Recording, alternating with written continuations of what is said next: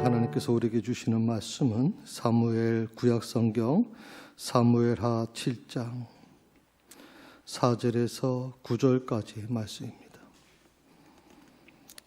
제가 갖고 있는 성경에는 473면 정도 있습니다.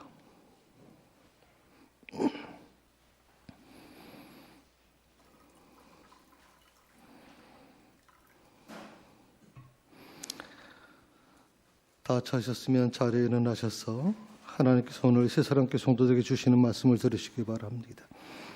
그 밤에 여호와의 말씀이 나단에게 임하여 이르시되 가서 내 종 다윗에게 말하기를 여호와께서 이와 같이 말씀하시되 내가 나를 위하여 내가 살 집을 건축하겠느냐.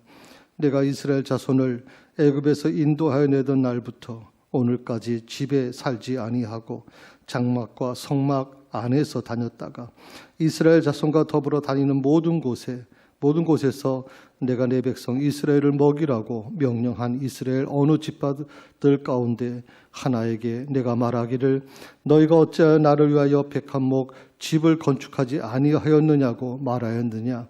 그러므로 이제 내 종 다윗에게 이같이 말하라. 만군의 여호와께서 이같이 말씀하시기를 내가 너를 목장 곧 양을 따르는 데에서 데려다가 내 백성 이스라엘의 주권자로 삼고 내가 가는 모든 곳에서 내가 너와 함께 있어 내 모든 원수를 내 앞에서 멸하였은즉 땅에서 위대한 자들의 이름같이 내 이름을 위대하게 만들어 주리라. 이것이 하나님의 말씀입니다. 아멘.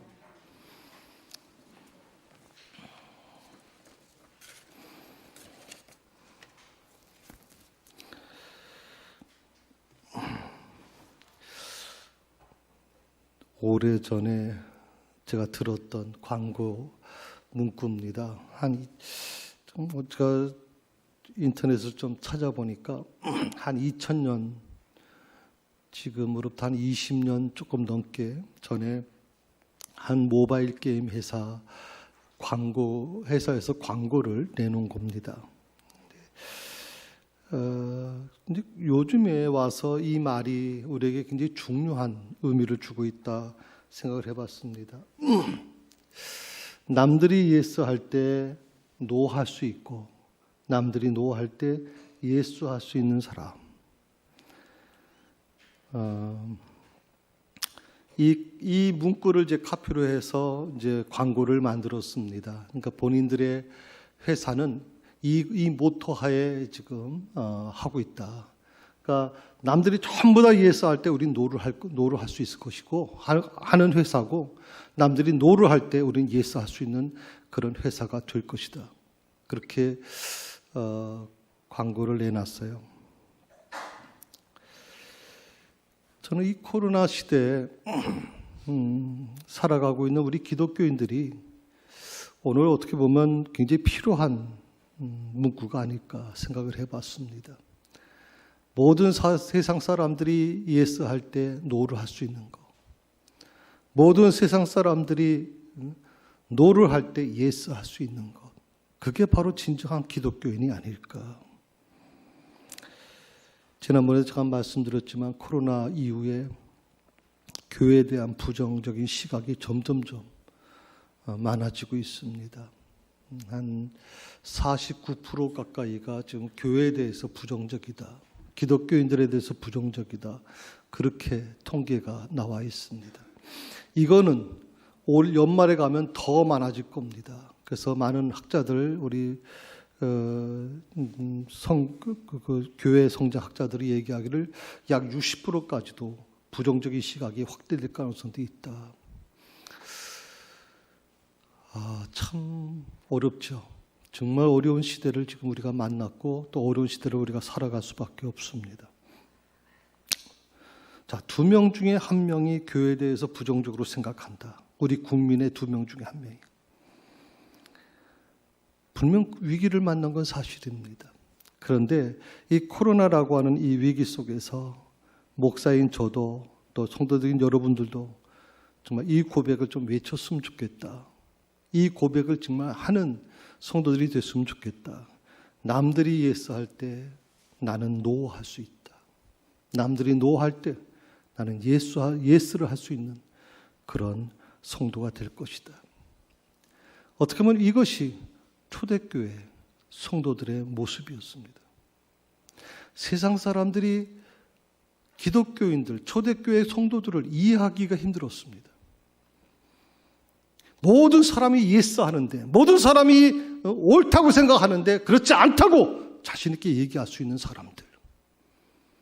그들은 기독교인들을 도저히 이해할 수 없다고까지 얘기했습니다. 그런데 놀랍죠.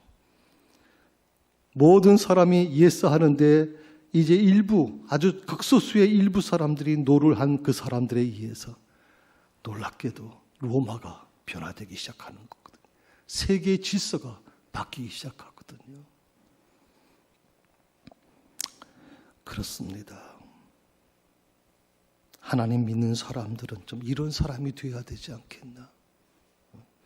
세상 흐름이 다 그러니까 그렇게 따라가는 모습이 아니라 적어도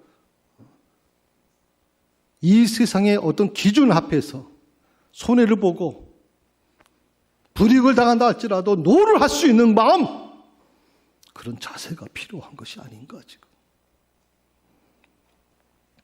물론 이것은 다른 사람들과 다르게 살라고 말씀드리는 건 아닙니다. 적어도 다른 것들은 비슷하게 살 수 있겠죠. 그러나 적어도 신앙에 대해서만큼은, 적어도 신앙생활에 대해서만큼은 좀 타협하지 않았으면 좋겠다 하는 겁니다. 우리 신학교가 참 차고 넘쳤습니다.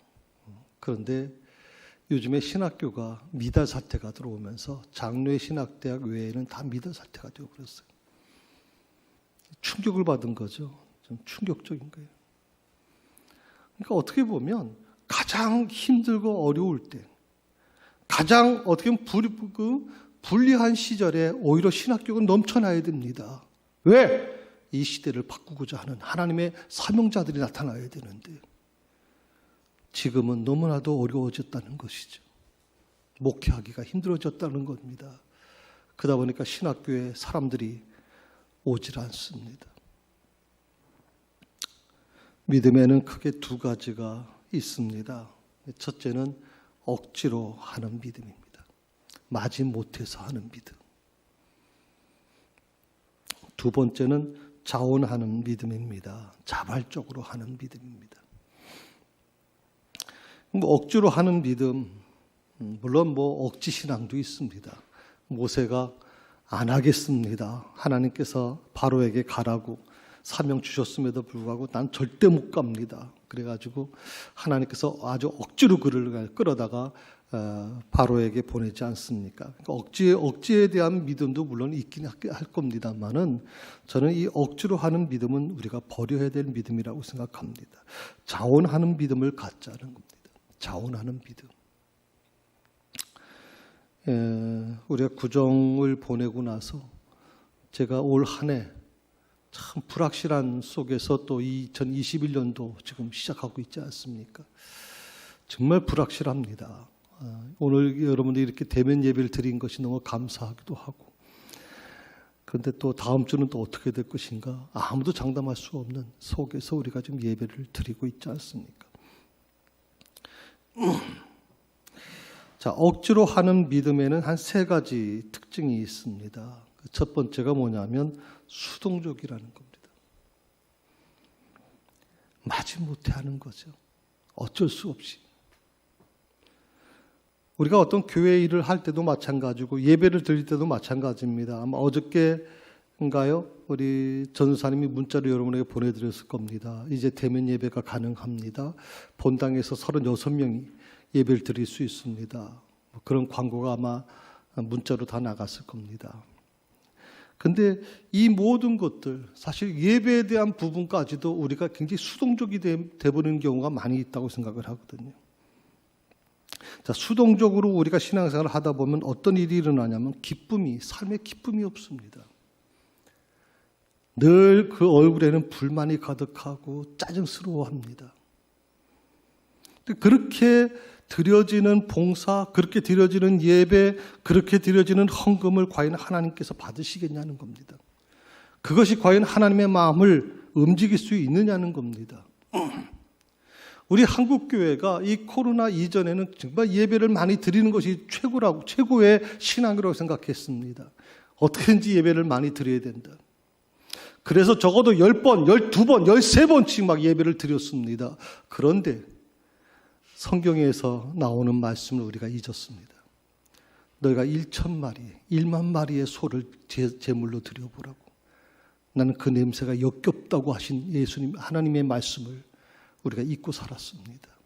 예배를 많이 드린다고 하나님이 원하시는 게 아니라는 것을 우리가 이 코로나 과정을 통해서 뼈저리게 느낍니다. 한 번의 예배를 드려도 최선을 다해서 드려지는 예배가 아름답구나 하는 걸 우리가 깨닫게 된 것이죠.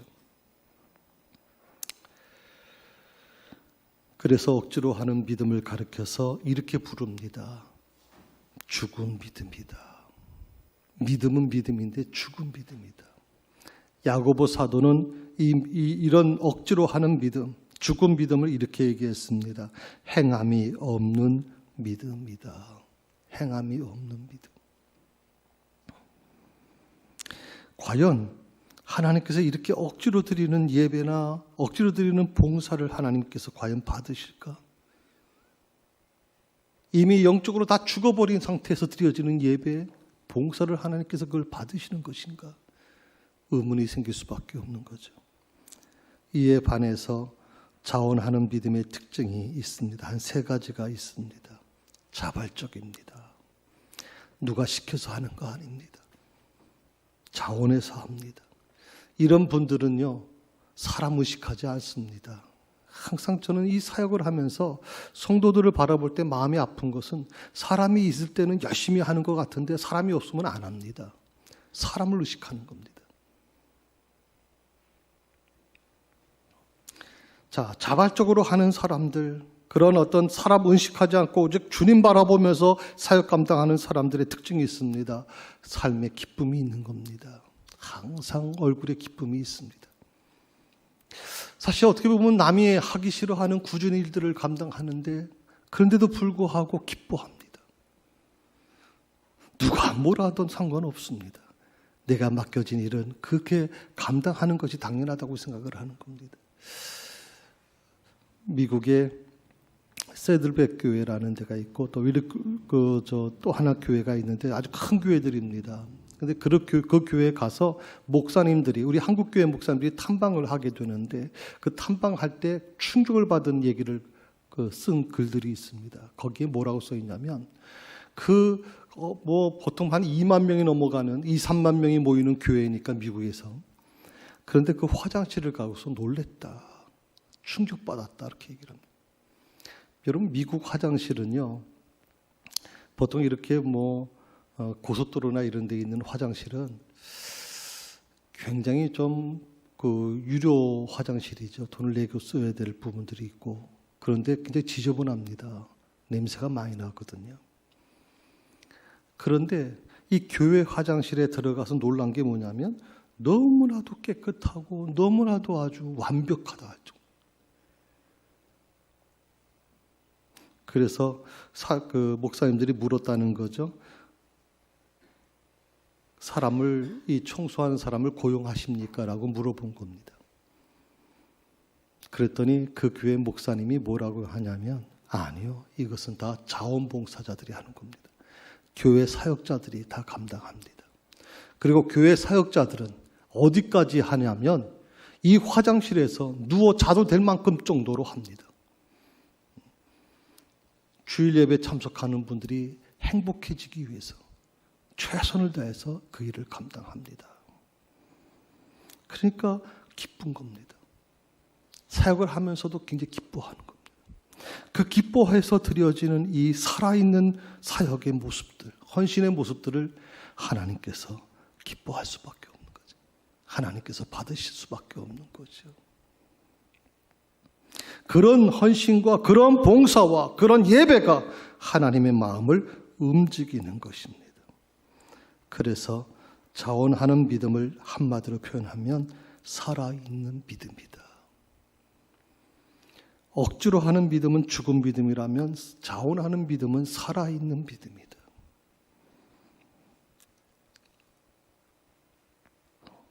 자신에게 한번 질문해 보시죠. 나는 예배를 정말 자원하는 마음으로 드리고 있나, 아니면 억지로 드리고 있나? 나는 헌금을 드리는데 그 헌금을 드리면서 억지로 드리나, 아니면 자원하는 마음으로 드리는가?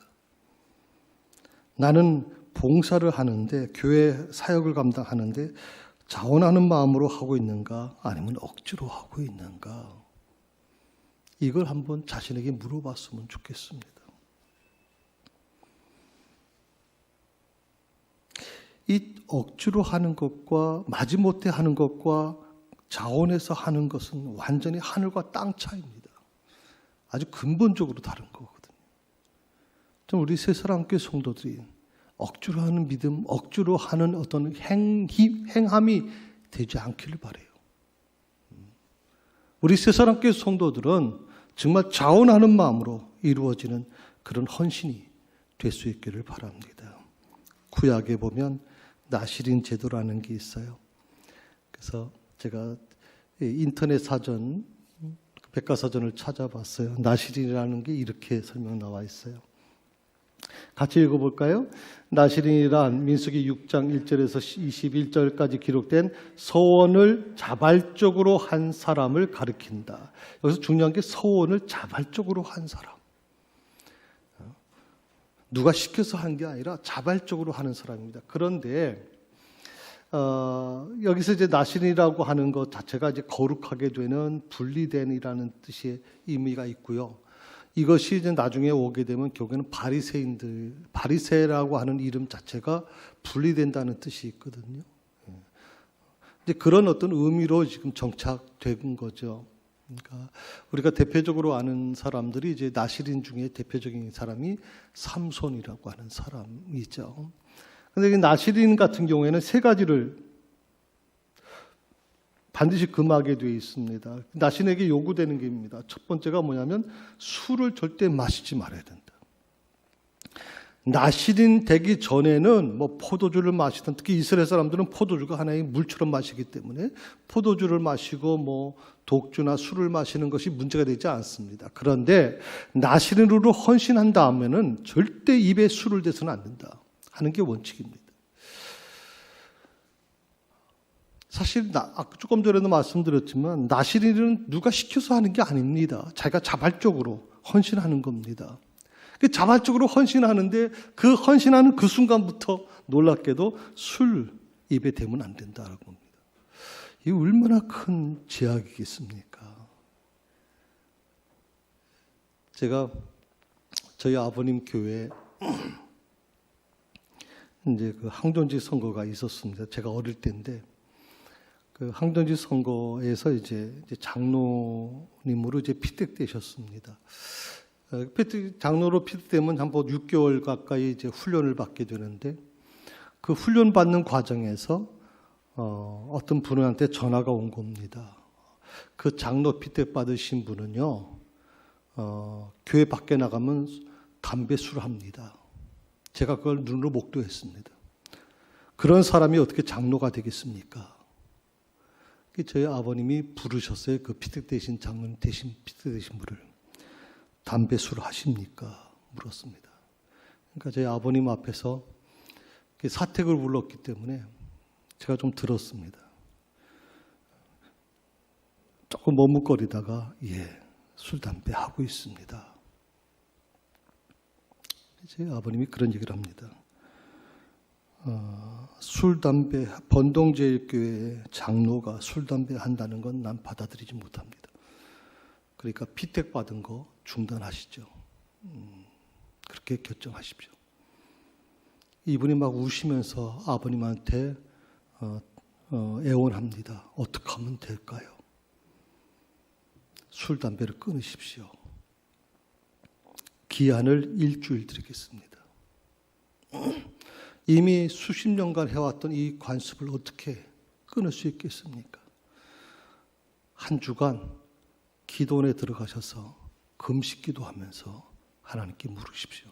그러고도 끊지 못한다면 장로직을 받지 않으시는 게 좋습니다. 그분이 한 주간 동안 휴가를 내서 기도원에 가서 금식 기도를 하는 중에 3일 만에, 금식 기도 3일 만에 술, 담배 문제가 해결됐습니다. 그분 평생도록 술, 담배에 입에 대지 않으셨습니다. 인간의 힘으로 할 수 있는 게 아니라는 것이죠.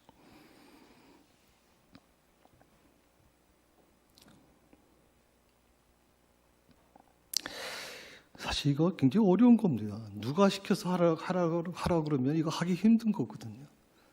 근데 나시린이 되는 순간 제일 첫 번째 요구가 뭐냐면 포도주, 독주, 술을 마시지 말라는 겁니다. 두 번째가 뭐냐면 머리카락을 절대 자르면 안 된다. 그래서 이 나시린들은 사진에 있는 것처럼 머리카락을 굉장히 기릅니다. 손을 대면 안 되기 때문에. 그리고 수염도 깎지 않습니다. 요즘에 혹시 이스라엘 성지순례 갔다 오신 분들, 저는 못 갔습니다만 갔다 오신 분들 아마 이런 모습을 많이 봤을 겁니다.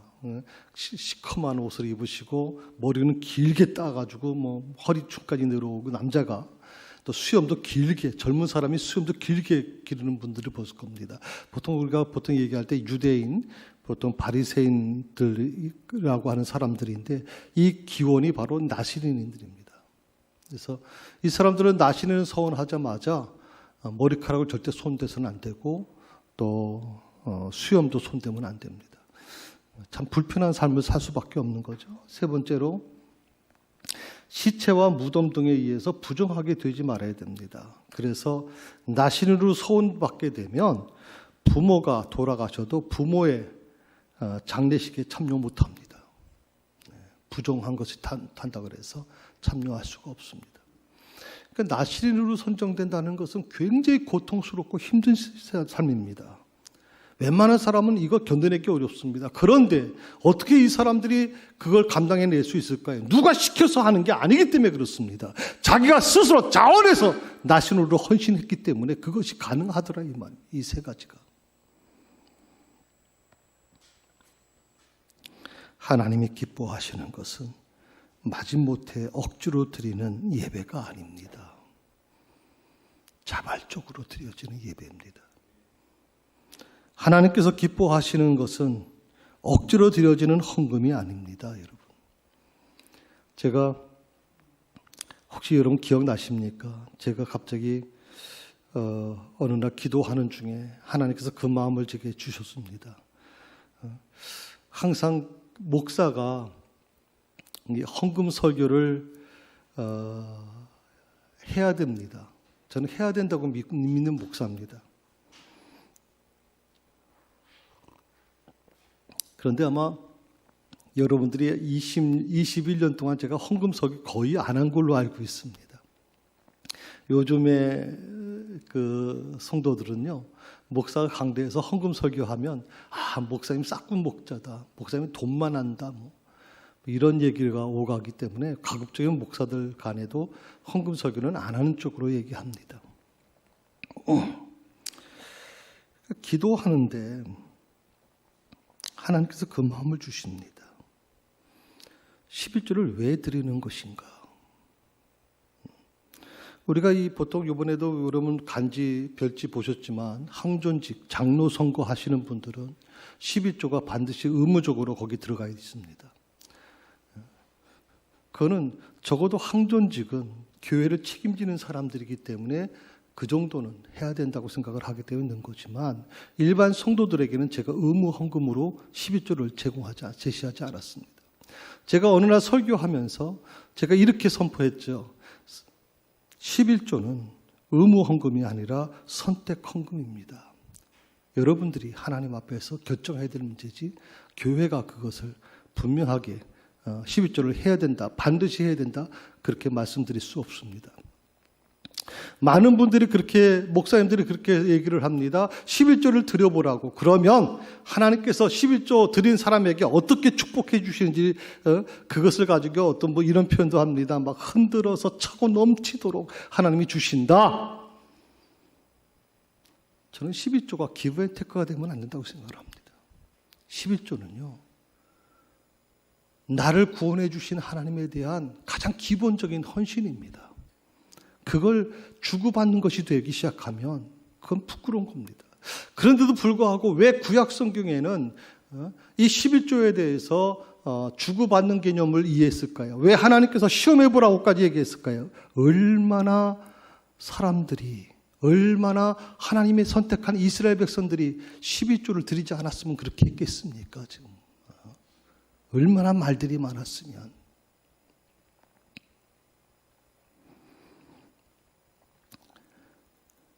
하나님이 원하시는 것은 자발적으로 드려지는 헌신입니다.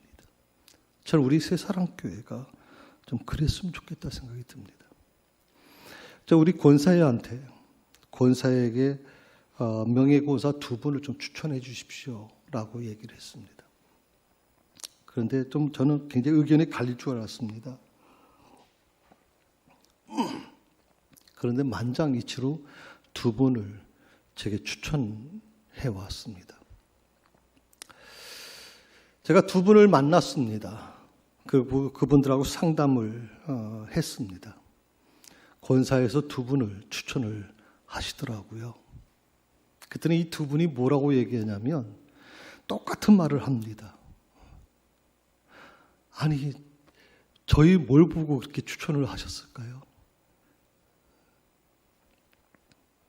권사님들이 저희를 저희 너무나도 부족한 사람들인데 저희를 뭘 보고 병예권사 추천을 해주셨을까요?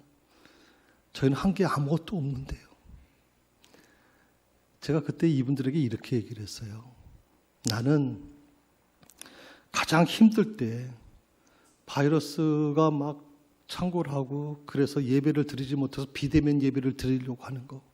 교회를 가겠다 그러면 직장에서 뭐라 그러고 가족들이 뭐라 그러고 자식들이 교회 가지 말라고 막 부모를 통제하고 이런 상황 속에서 놀랍게도 일부 예배를 드리시는 걸 보고 저는 놀랐습니다. 물어봤습니다. 왜 일부 예배를 드리시나요? 저희 가족이 반대하기 때문에 제가 일부 예배를 피해서 나와서 예배를 드립니다. 한 번도 그분들은 예배를 빠지지 않았습니다. 저는 그렇게 얘기했습니다. 그것만 가지고도 충분합니다. 그것만 가지고도.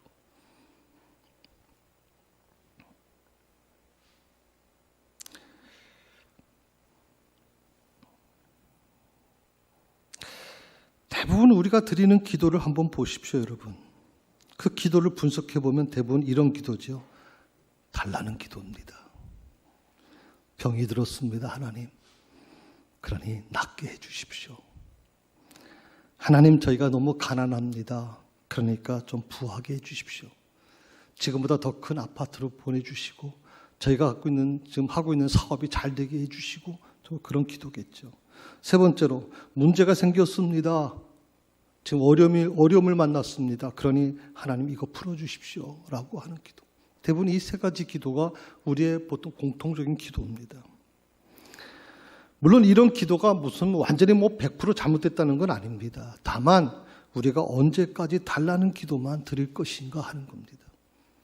우리가 아이들이 어릴 때는요, 달라는 요청을 많이 합니다. 용돈 좀 더 주세요. 뭐 사주세요. 뭐 사주세요. 뭐 해주세요. 아주 부모가 짜증날 정도로 자식들은 계속 부모한테 요청합니다. 그런데 그 아이들이 커지면 어떡합니까? 용돈을 조금씩 모아가지고 부모의 생일날 선물을 드립니다.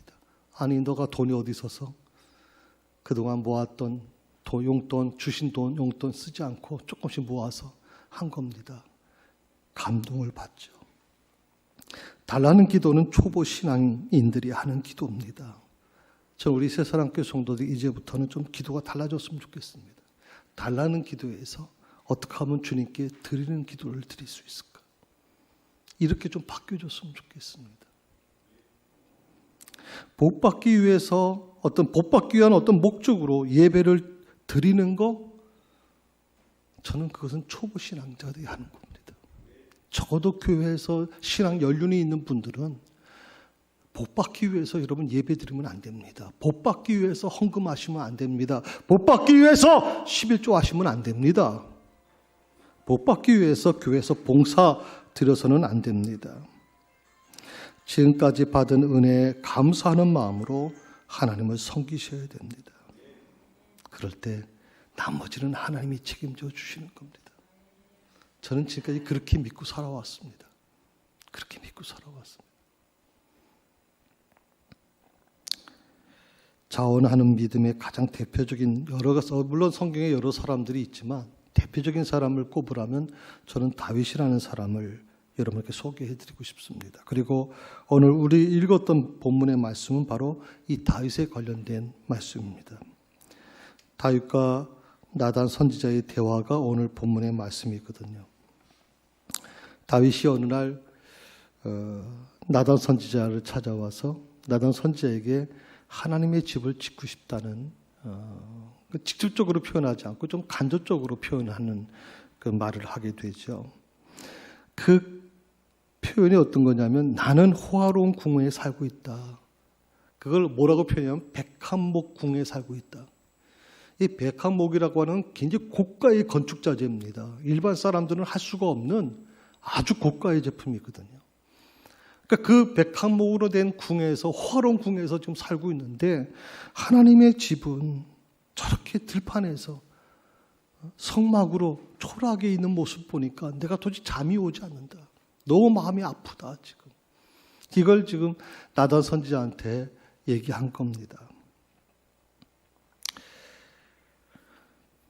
근데 이 말을 들은 나단 선지자가 굉장히 감동을 받습니다. 너무나도 감동을 받아요.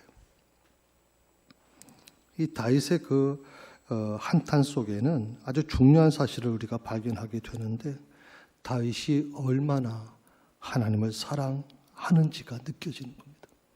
정말 얼마나 사랑하는지. 자기가 뭐 짓고 싶지 않다고 짓는 거 아니죠. 성전은 하나님이 허락해 주셔야 되는 것인데 다윗이 그런 마음을 갖고 있음에도 불구하고 하나님이 허락하지 않으셨으니까 그는 어떻게 보면 궁을 먼저 지라고 허락해 주셨기 때문에 궁을 먼저 진 건데도 불구하고 그가 하나님이 하지 말라고 한 것이 아니라 하나님이 허락하게 이루어진 건데도 불구하고 늘 다윗의 마음속에는 하나님에 대한 죄스러움을 갖고 있는 겁니다. 나는 이렇게 호화로운 궁에 살고 있는데 하나님은 저렇게 들판에서 초라한 집에 계시다는 게 너무 아픈 겁니다. 지금. 그 하나님을 사랑하는 다윗의 마음이 느껴져요. 지금 나에게 필요한 것이 바로 이런 다윗의 마음 아닐까 생각해 봅니다. 이런 믿음의 자발적인 표현들이 내 삶에 좀 흘러가야 되지 않을까요? 이런 자발적인 믿음의 모습들이 우리 새사랑교회에 좀 흘러가야 되지 않겠어요, 여러분? 새벽 기도회를 저희가 예배 중심에서 개인기도 중심으로 바꿔서 지금 드리고 있습니다. 그런데 제가 굉장히 감동을 받는 부분이 있습니다. 그동안 굉장히 좀 날씨가 굉장히 추웠지 않습니까? 굉장히 영하 15도, 17도까지 막 내려간 적이 있었거든요. 그때는 정말 저도 집에서 교회를 오면서 굉장히 쉽지 않은 부분이 있거든요. 그런데 놀라운 것은 우리 초등학생들이 새벽 기도를 나오는 겁니다. 한두 번 나오다가 그만두겠지. 요즘 아이들 다 힘들지 않습니까? 아침잠이 많아서 애들 굉장히 힘들거든요. 당연히 새벽기도 나온다는 게 한두 번 나오고 끝나겠지 했는데 이게 꽤 오랜 기간 동안에 한 번도 안 빠지고 나옵니다. 더욱이 그 가족 전체가 나옵니다. 우리 박순홍 권사님, 우리 수아하고 성준이가 부모가 막 억압해서 새벽기도 나옵니까? 안 깨주면 운대합니다. 그래서 나옵니다. 제 마음을 감동시킵니다. 그러면서 제가 이런 새벽에 그 가족, 아이들을 위해서, 그 가족을 위해서 기도하면서 하나님은 얼마나 감동되실까 생각해 봤습니다. 이렇게 어릴 때부터 기도로 무장된 아이들이, 이 아이들이 커서 어떻게 될 것인가?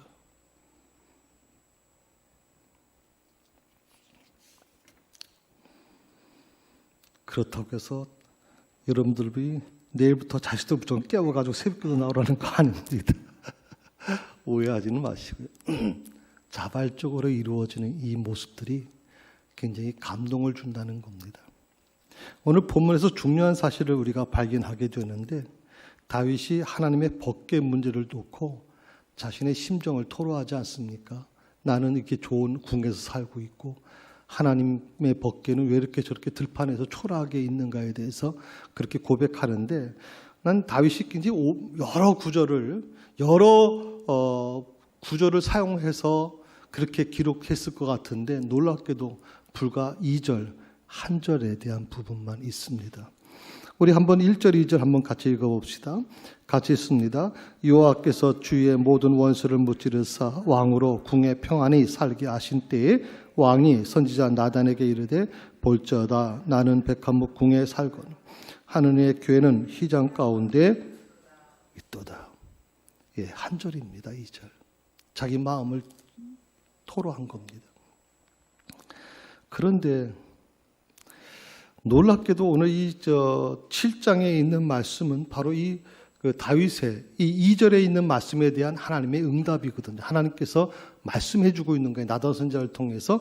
2절 이후에 3절부터 쭉 보시게 되면 3절에 뭐라고 그러냐면, 나단이 왕께 이렇게 말합니다. 여호와께서 왕과 함께 계시니 마음에 있는 모든 것을 행하소서라고 나오면서 4절부터 하나님께서 나단 선지자에게 다윗에게 어떻게 축복해 줄 것인가를 쭉 설명해 줍니다.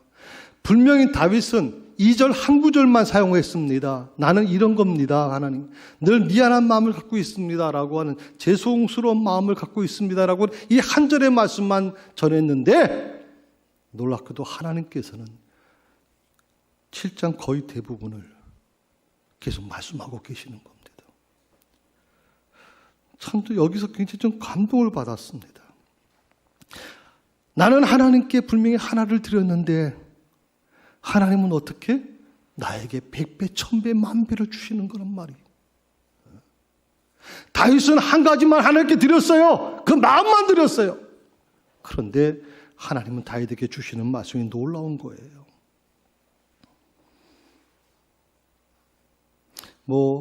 5절부터 17절까지 말씀 중에서 8절, 9절에 있는 말씀은 그렇다고 치고 우리가 오늘 읽었습니다마는 11절에 보게 되면 이런 말씀이 나와요.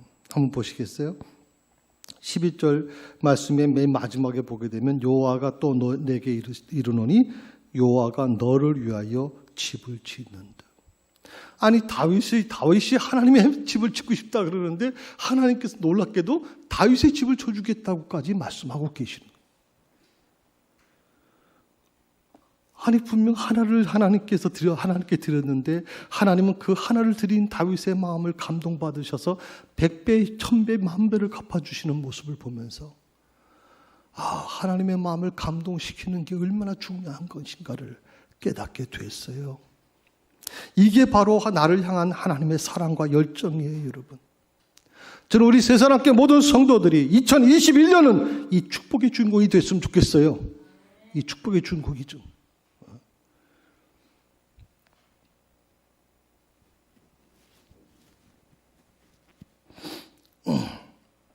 하나님이 내게 원하시는 것은요, 큰 것을 바라시는 거 아니에요. 하나님이 내게 원하시는 건 아주 작은 거예요. 그 작은 헌신, 그것도 자원해서 드리는 이 작은 헌신을 하나님께서 기쁘게 받으신다. 그리고 하나님의 마음이 감동되면 그만 상상할 수 없는 일들이 내 삶에 일어나고 된다는 것이죠.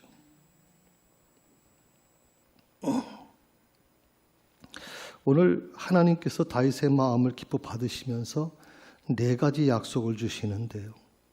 오늘 본문의 말씀에 보시게 되면 8절에 한번 보시겠어요? 8절 같이 읽어봅니다. 그러므로 이제 내 종 다윗에게 이같이 말하라. 만군의 여호와께서 이같이 말씀하시기를, 내가 너를 목장 곧 양을 따르는 데에서 데려다가 내 백성 이스라엘의 주권자로 삼겠다. 내가 너를 이스라엘의 주권자로 삼겠다라고 약속하십니다. 이스라엘의 주권자로. 다윗도 실수가 많고요. 다윗의 특히 자손들이요, 굉장히 문제가 많은 왕들이 많아요.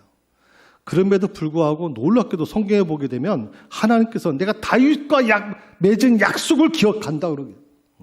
내가 너를 보면 당장 가지고 이 나라를 망해버리고 싶고 이 말을 다 무너뜨리고 싶은데 내가 다윗과 한 약속을 기억한다라고 말씀하시거든요. 그게 놀랍게도 여러 대에 걸쳐서 그 왕권이 유지되고 있는 모습을 보게 돼요.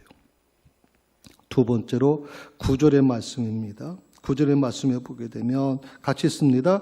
내가 또 내 백성 이스라엘을 위하여 한 곳을 정하여 그를 신고 9절입니다. 내가 가는 모든 곳에서 내가 너와 함께 있어 내 모든 원수를 내 앞에서 멸하였은즉 땅에서 위대한 자들의 이름같이 내 이름을 위대하게 만들어주리라. 이름이 존귀하게 만들어주겠다. 아멘. 우리가 참 그래요. 왜 이렇게 열심히 일하십니까 하면 다 이름 드러내려고 하는 거 아니에요. 이름 석자 드러내려고. 호랑이는 가죽을 남기고 사람은 이름 남긴다고 이름 드러내려고 하잖아요. 그런데 오늘 말씀해 보니까 하나님이 함께 하셔서 내 이름을 존귀하게 만들어 주겠다. 위대하게 만들어 주겠다. 세 번째는 우리 11절의 말씀입니다. 같이 있습니다. 전에 내가 사사에게 명령하여 내 백성 이스라엘 다윗선 때에 같지 아니하게 하고 너를 모든 원수에게서 벗어나 편히 쉬게 하리라. 나 여호와가 또 내게 이르되 여호와가 너를 위하여 집을 짓고 너를 모든 대적에게서 벗어나 평안하게 하겠다. 다시 말씀드리면 근심 걱정 없게끔 하나님께서 막아주시겠다. 이게 놀라운 축복이란 말이죠. 네 번째가 뭐냐면 12절입니다. 내 수완이 차서 내 조상들과 함께 누울 때 내가 내 몸에서 날 내 씨를 내 뒤에 세워 그의 나를 견고하게 하리다. 이 네 가지 약속의 축복의 주인공이 될 수 있기를 바랍니다. 작은 헌신입니다. 다윗은 하나밖에 드리지 않았습니다. 그런데 하나님은 상상할 수 없는 것으로 다윗에게 응답해 주십니다. 사람을 감동시켜도요, 감동받은 사람은 자신에게 감동을 준 사람에게 뭔가 해주고 싶어 하는 마음이 일어날 수밖에 없잖아요. 며칠 전에 저희 둘째 아들이 갑자기 아빠 좀 보세요 그러더라고요. 그러더니 갑자기 뭐 옷을 하나 가지고 와요. 기능성 옷이라고. 아빠 평소 때 갖고 싶어 하셨잖아요. 그러니까 이거 선물 좀 드립니다. 그러면서 하는 말이 아빠 생일이 조금 남으셨지만 좀 미리 드리는 거니까 생일 선물로 받아주세요. 그래요. 제가 그 옷을 받으면서 굉장히 좀 흐뭇했어요. 자, 옷을 받고 나서 제가 우리 둘째 백인 남욱 전사에게 물었어요. 이거 얼마짜리냐? 물었어요. 묻지 마세요. 좀 특별히 할인해서 산 거라 그렇게 비싸지는 않아요. 그래도 물었어요. 얼마냐? 그랬더니 얼마라고 얘기를 해줘요. 제가 그 두 배 가까이 되는 돈을 줬어요. 네, 고맙다. 아빠, 이 옷값보다 너무 많아요. 그러니까 이거 돌려드릴게요 하는 거 제가 괜찮다 그랬거든요. 제가 오늘 이 설교를 준비하게 된 이유가 그 옷을 받고 나서예요. 그 아들의 한 행위가 아버지 나를 감동시켰는데, 그래서 나는 그 옷값보다 2배를 더 줬는데, 하나님께서는 어떠실까 하는 생각이 들었어요. 사람이 이 정도라면 하나님은 과연 어떨까? 내가 하나님을 감동시키는 사람이 되면 과연 내 삶에 어떤 일이 일어날까? 내가 정말 하나님을 감동시키는 삶을 살게 된다면 나의 미래는 어떻게 될까? 내가 정말 하나님을 감동시키는 사람이 된다면 내 자녀들의 미래는 어떻게 될까? 저는 우리 성도들에게 늘 이렇게 얘기합니다. 제발 전전긍긍하지 말라고. 전전긍긍하지 말라고. 여러분이 자녀들에 대해서 어떤 계획을 세우는 것보다 더 중요한 것이 있어요. 자녀들을 위해서 어떤 준비를 하는 것보다 더 중요한 게 있어요. 하나님의 마음을 감동시키세요. 그런 삶을 사세요, 여러분. 내가 뭘 해달라고 하지 않아도 하나님은 모든 필요를 아시는 분이거든요. 그리고 넉넉하게 채워주시는 분입니다. 할렐루야. 성도 여러분,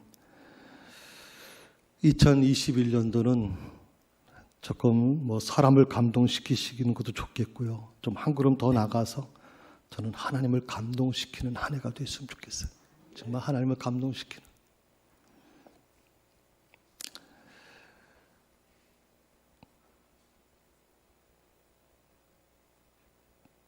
내게 주신 은혜, 그 은혜를 감사함으로 섬길 때 하나님이 감동받으신다. 내가 하나님께 드릴 게 얼마나 있겠어요. 그렇지만 내 이 작은 헌신을 하나님께서 기뻐 받으시고, 그리고 다윗을 바라보면서 내가 다윗과 같은 자를 본 적이 없다라고까지 말씀하실 정도예요. 정말 하나님의 마음에 흡족했던 사람. 저는 늘 제가 기도하면서 하나님 저도 다윗처럼 닮고 싶어요 라고 기도하거든요. 다윗처럼 닮고 싶어요. 저는 여러분들이 다윗과 같이 아주 작은 것을 하나님께 드리더라도 그 양보다도 하나님께서 그 다윗의 마음을 기억하시고 놀랍게도 그 일을 허락하시잖아요. 놀라운 축복을 주시잖아요. 다윗은 여러분 성전을 짓지 못했어요. 성전을 그렇게 짓고 싶었지만 짓지 못했어요. 그러나 하나님께서는 그 아들을 통해서, 솔로몬을 통해서 성전을 지으셨잖아요. 그 마음을 받으신 거예요. 2021년에는 좀 하나님을 감동시키는 그런 신앙생활이 될 수 있기를 바랍니다. 다윗은 고백합니다. 내게 주신 모든 은혜를 내가 여호와께 무엇으로 보답할까? 이 말씀으로 승리하는 신앙생활을 할 수 있기를 바랍니다. 기도하십시다. 오 주님, 2021년 한 해 동안 제 마음이 억지로 하는 믿음이 아니라 자원하는 믿음의 주인공이 되게 하여 주옵소서. 제가 드리는 예배도, 제가 맡은 교회 사역도, 제가 드리는 모든 헌금도 자원하는 믿음으로 헌신하게 하여 주옵소서. 예수님의 이름으로 기도드립니다. 아멘.